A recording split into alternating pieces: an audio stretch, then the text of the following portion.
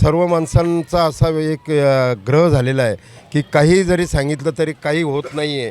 म्हणून हे एक सुदैव आहे की आता मला वाटतं 9 वर्षाने महापालिकेच्या निवडणुका होतात, तर लोक इथलं जे जनता आहे हीच नाही तर पुणेकर मोठ्या आशेने बघतो आहे की ह्या ज्या काही समस्या आहेत वाहतुकीची, त्यानंतर अतिक्रमणांनी, अस्वच्छता, याच्यावर निश्चितपणे कुठेतरी तोडगा कायमस्वरूपी निघाला पाहिजे.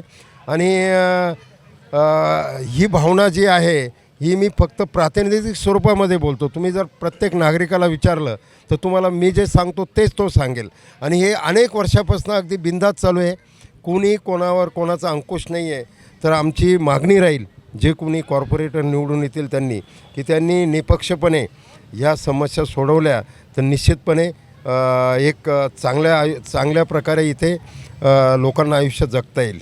तुम्ही तुमच्या नगरसेवकांचे जे कोणी आधी होते त्यांच्याविषयी कामाविषयी समाधानी आहात का? नाही का तुमच्या प्रभावाचा विचार करतो. सांगतो निश्चितपणे.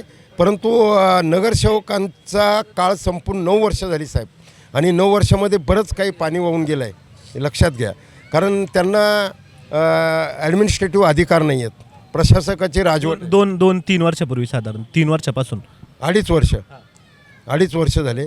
आणि त्या 2.5 वर्षामध्येच हे जे काही अनागोंदी कारभार वाढला त्याच्यामध्येच तो वाढलेला आहे. त्याच्या अगोदरचे जे नगरसेवक होते त्यांनी त्यांच्या परीने हे काम केलेलं आहे.